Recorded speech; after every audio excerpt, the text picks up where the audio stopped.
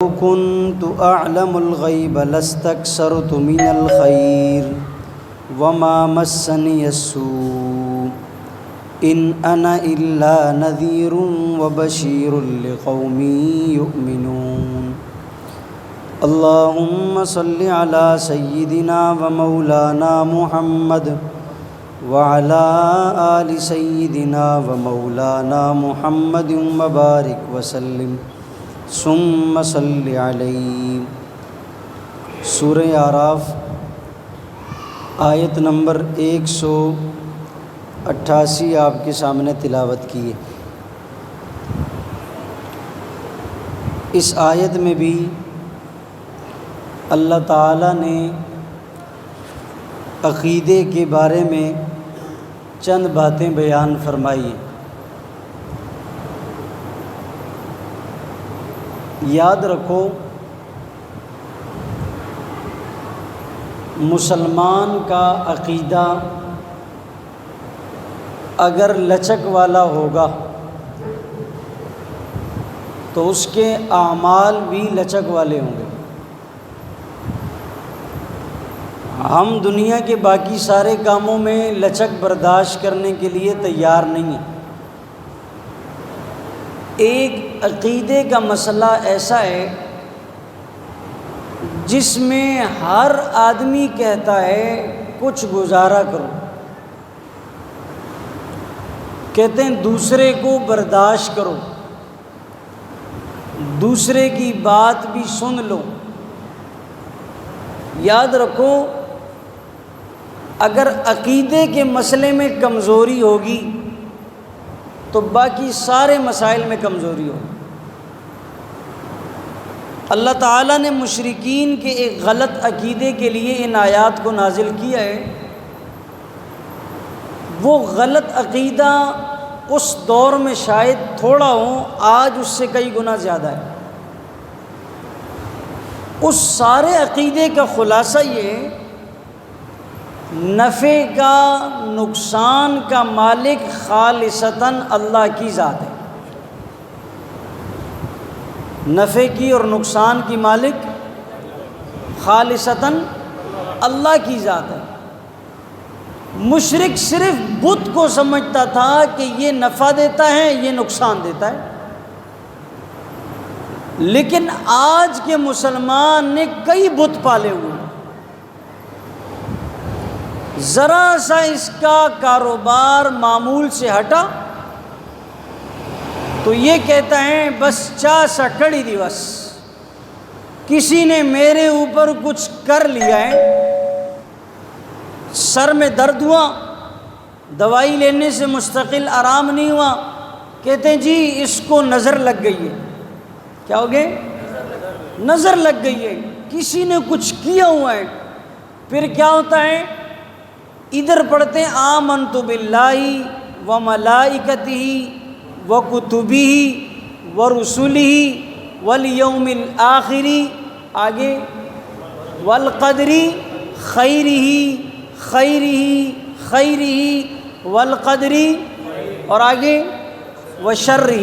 کہتے ہیں خیر بھی اللہ کی طرف سے اور شر بھی اللہ کی طرف۔ ادھر جا کر عاملین کے پاس، جی کئی دنوں سے میرے سر میں درد ہے، کاروبار بھی مزے کا نہیں ہے، آپ چیک کریں کسی نے کچھ کیا تو نہیں ہے۔ کسی نے وہ بھی الو کا پٹھا آگے سے پوچھتا ہے آپ کو کس کے اوپر شک ہے؟ آپ کو اگر اس کو جواب میں یہی کہہ دیا جائے بھئی آپ کے اوپر ہی شک ہے، تو سی دسنا ہے کہ نے کیتا، اس کا مطلب ہے کہ کرنے والے بھی آپ ہی ہیں۔ پھر وہ آگے سے پوچھتا ہے کہ آپ کو یہ کہتا ہے، اب دیکھو یہ ہمارا سادہ مسلمان ساری باتیں اس کو بتاتا ہے کہ بھئی فلاں کے ساتھ میرا جھگڑا ہے، فلاں سے میرا اختلاف ہے، لگتا ہے اس نے کیا ہے۔ یہ ایک سوچتا ہے اب میں کس کا نام لوں، جھگڑے والے کا لوں یا اختلاف والے کا لوں؟ اب یہ تھوڑا سا مزید اس کی باتوں کو کنگالتا ہے، تو یہ اس بندے کی نفسیات کو پڑھنے کے بعد کہتا ہے دیکھو جس سے تمہارا جھگڑا ہوا ہے وہی تمہیں نقصان پہنچانا چاہتا ہے۔ وہ آگے سے کہتا ہے بس مجھے اسی پر شک تھا، بس مجھے اسی پر سے۔ اس دور کا مشرک صرف ایک بات جانتا تھا، یہ بت ہے نفع والا، یہ بت ہے نقصان والا۔ آج مسلمان نفع بھی نقصان بھی سب کا سب اللہ کو چھوڑ دیا ہے، کسی نے عامل پر ڈالا، کسی نے تعویذ پر ڈالا، کسی نے جادو پر ڈالا۔ تو پھر یہ ایمان مجمل اور ایمان مفصل میں کیا پڑھ رہے تھے؟ کل قیامت میں اگر اللہ نے سوال پوچھ لیا تو اس کا کیا جواب ہوگا ہمارے پاس؟ بس اس غلط عقیدے کو اللہ کا قرآن رد کر کے کہتا ہے پیغمبر آپ کہہ دیں۔ اور عجیب بات ہے، اس دور کا محمد کو محمد ماننے کے لیے بھی تیار نہیں تھا۔ مجھے تو لگتا ہے کہ یہ آیت اس دور کے لیے اتری، چونکہ آج والا کہتا ہے انبیاء، اولیاء، صالحین، ولی سب کے سب قدرت اور طاقت والے، جس کو چاہے نفع دیں، جس کو چاہے نقصان دیں۔ قرآن کہتا ہے قل پیغمبر آپ کہہ دیجئے لا املک لنفسی نفعا ولا ضرا، میں اپنی ذات کو، لفظ کتنے قرآن کے عجیب ہیں، دوسروں کے بارے میں نہیں، لنفسی یا ضمیر قرآن سے نفع سے روک سکتا ہوں اور نہ اپنی طرف آنے والی کسی مصیبت کو روک سکتا ہوں، الا ما شاء اللہ، مگر جو اللہ چاہیں گے، مگر جو، اگر پیغمبر اپنی طرف آنے والی مصیبت کو روک سکتے تو آپ صحابہ کو کہہ دیتے بھائی ہم احد میں جانے کے لیے تیار نہیں ہیں، اس لیے کہ احد میں میرا دانت شہید ہو جائے گا۔ کیا خیال ہے؟ آپ صلی اللہ علیہ وسلم جب سفر پر روانہ ہو رہے تھے حضرت عائشہ کو لے کر، تو آپ صحابہ کو منع کر دیتے یا حضرت عائشہ کو منع کر دیں کہ بھئی ہم آپ کو ساتھ لے جانے کے لیے تیار نہیں ہیں، اس لیے کہ رستے میں آپ کا ہار گم ہوگا اور صحابہ کی نماز فوت ہو جائے گی۔ اگر پیغمبر کو سب کچھ پتہ تھا تو اللہ کے رسول احد میں کیوں گئے، اپنے دانت کو کیوں شہید کروایا؟ اس کا مطلب ہے کہ پیغمبر اپنی جان کو نہیں بچا سکتے تو کسی دوسرے کی مدد کیا کریں گے؟ قرآن کہہ رہے ہیں نا بھائی، ہم نہیں کہتے دیوبندیوں کی بات مانو، قرآن بھی مان لو جو قرآن پر ایمان ہے، یا کہو کہ یہ قرآن بھی وہابیوں کا ہے، پھر فتویٰ لگا دو۔ ایک بات ہوگی نا، یا تو یہ ماننا پڑے گا کہ دیوبندیوں کا عقیدہ قرآن کے مطابق ہے، یا تو آپ کو یہ کہنا پڑے گا یہ قرآن بھی وہابیوں کا ہے معاذ اللہ۔ ایک بات ہے کہ نہیں؟ اگر آپ صلی اللہ علیہ وسلم کو پتہ تھا کہ حضرت عائشہ کا ہار گم ہونا ہے، صحابہ کی نماز فوت ہوگی، تکلیف میں مبتلا ہونا ہے، تو آپ اس لشکر میں جاتے ہی نہیں، اس سفر پہ روانہ۔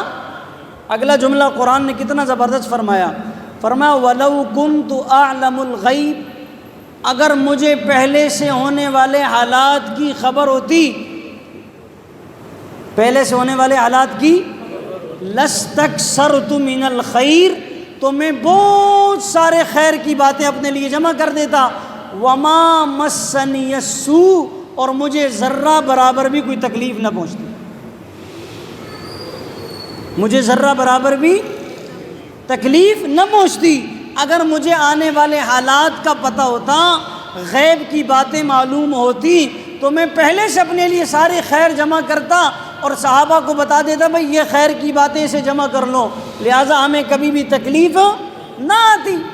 اور اگلی بات، آپ صلی اللہ علیہ وسلم رحمۃ للعالمین، اگر نبیوں پر تکلیف نہ آتی تو نبیوں کے ماننے والوں کے لیے نبیوں کو آئیڈیل نہ بنایا جاتا۔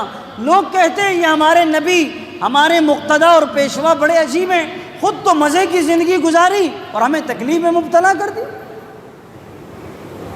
اللہ کے رسول فرمانے لگے سب سے زیادہ آزمائش اور مصیبتیں انبیاء پر آئیں اور سب نبیوں میں زیادہ آزمائش مجھ پر آئی، اور یہ اللہ کا قانون ہے۔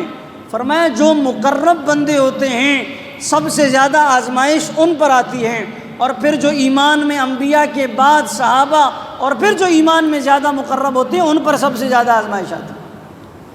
لیکن آج مسلمان کے عقیدے کے ساتھ کھیلواڑ کیا جا رہا ہے۔ کوئی بھی مسئلہ ہوا، بھئی آپ پر تو تعویذ ہے، آپ پر جادو ہے، آپ پر آسیب ہیں، آپ پر فلاں ہیں، آپ پر فلاں ہیں۔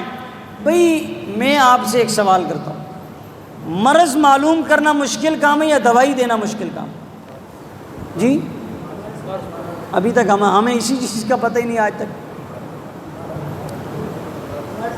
دیکھو آپ لوگ کا ایک بات پر اتفاق نہیں، مرض ہے، دوائی دینا آسان ہے نا۔ جب دیکھو آپ کو پتہ چل گیا کہ آپ کے سر میں درد ہے تو ڈاکٹر کے لیے دوائی لکھنا آسان ہو گیا۔ بہت سارے مریض ایسے ہوتے ہیں ڈاکٹر ان کو کہتے ہیں یار آپ کی بیماری کا ہی پتہ نہیں چلتا، ہم کیا دوائی دیں؟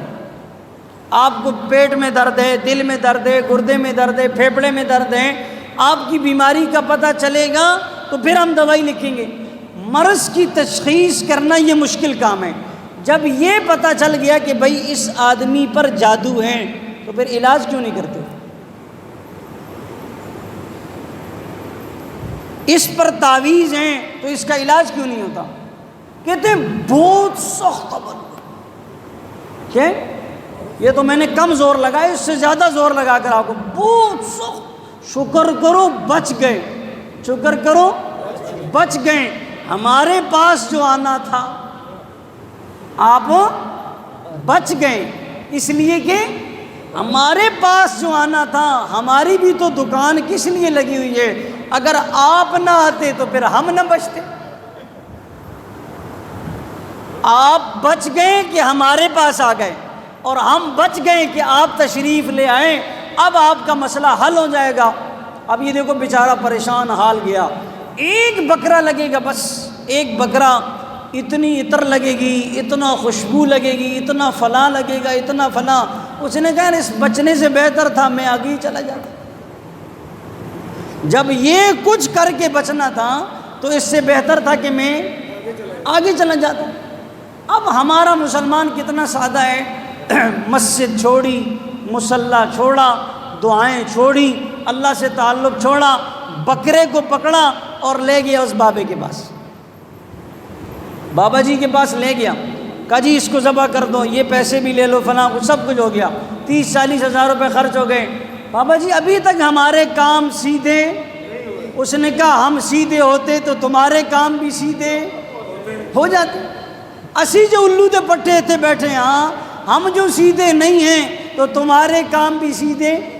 پھر اگلا جملہ بھی سنو، اس نے کہا اگر ہمارے کام سیدھے ہوتے تو ہم یہ الٹے کام کرتے،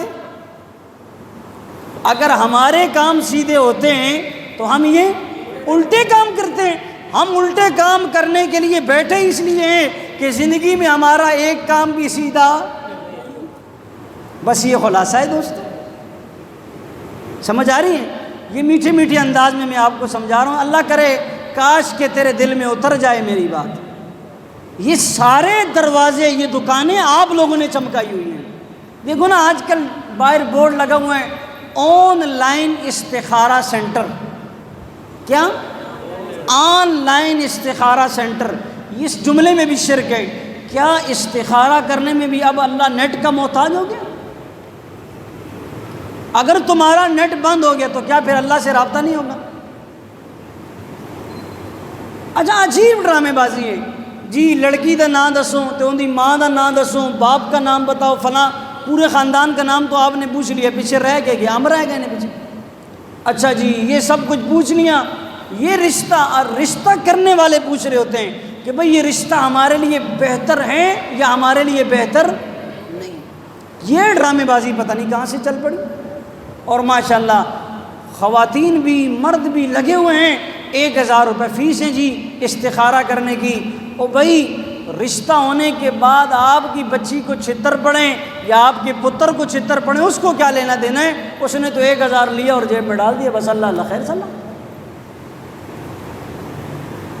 کیا خیال ہے؟ پھر کہتے ہیں مولوی صاحب شادی ہوئی ہیں بس لوگوں سے برداشت نہیں ہوا، لوگوں سے، تمہیں بھی تو یہ عقیدہ برداشت نہیں ہو رہا تھا، وَلَوْ كُنْتُ أَعْلَمُ الْغَيْبَ لَاسْتَكْثَرْتُ مِنَ الْخَيْرِ۔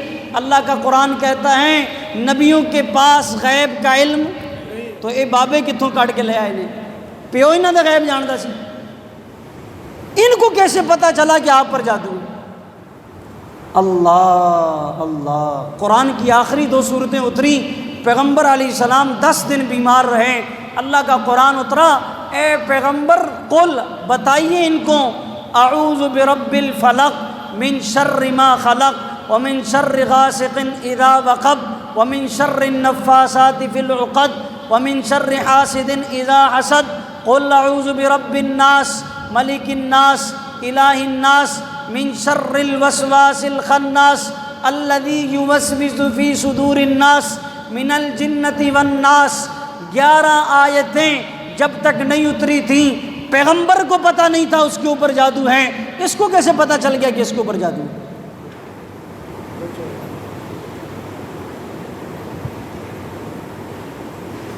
لمحے فکری ہیں یہ کیوں کہ ہم نے اس قرآن کی آیات کو نہیں سمجھا، اور اگر جنہوں نے سمجھایا تو ہم کہتے ہیں یہ تو وہابیوں کا عقیدہ ہے۔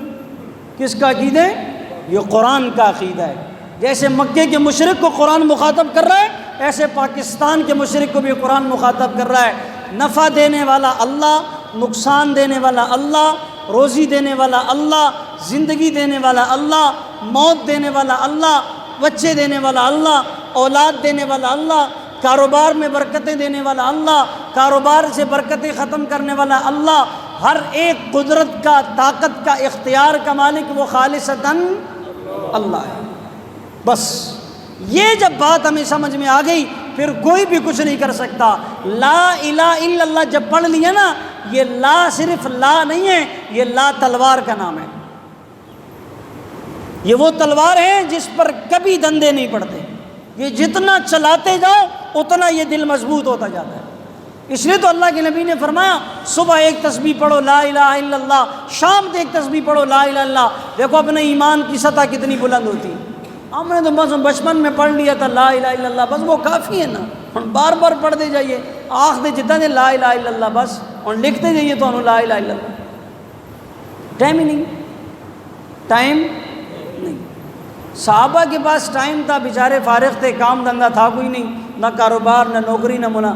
آج کا مسلمان کبھی کاروبار کر رہا ہے، کبھی دیہڑی لگا رہا ہے، کبھی تجارت کر رہا ہے، کبھی بزنس کر رہا ہے، کبھی بیوی کو موٹر سائیکل پر بٹھائے پورے کراچی میں گھما رہا ہے، کبھی بازار کے چکر لگا رہا ہے، کبھی بچوں کو اسکول چھوڑ رہا ہے، کبھی ٹیوشن چھوڑ رہا ہے، کبھی بچی کو کالج، کبھی یونیورسٹی۔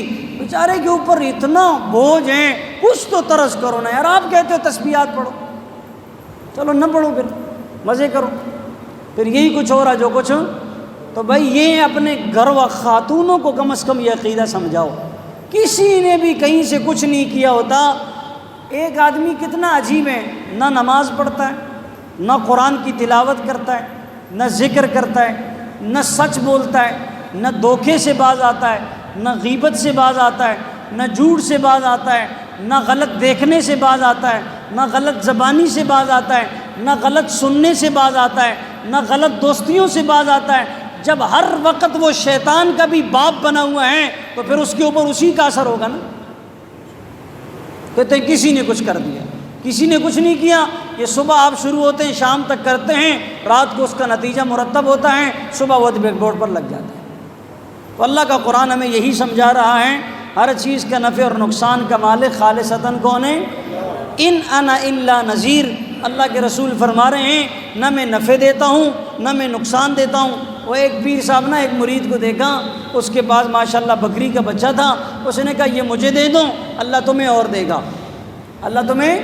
پیر صاحب نے کہا یہ میرے پاس چھوڑ دو، جو اللہ نے دیا وہ آپ لے جانا، جو اللہ نے دیا وہ۔ اس نے شاید 4 مہینے لگائے ہوں گے، تو فرمایا وما مسنی السوء، اگر میرے پاس غیب کا علم ہوتا تو میں بہت ساری خیر کی باتیں جمع کرتا اور خود کو کسی تکلیف اور نقصان دہ چیز سے روک لیتا۔ ان انا الا نذیر، میں صرف تمہیں اللہ کا حکم سنانے آیا ہوں اور ڈرانے آیا ہوں، جو گناہ کرتے ہیں انہیں، وبشیر، اور جو نیک اعمال کرتے ہیں انہیں خوشخبری سنانے آیا ہوں، لقوم یؤمنون، تاکہ تم لوگ ایمان لے آؤ۔ اور ایمان لانے کے بعد پہلا تقاضا یہ ہے سب کچھ کرنے والی ذات اللہ۔ اللہم ربنا تقبل منا۔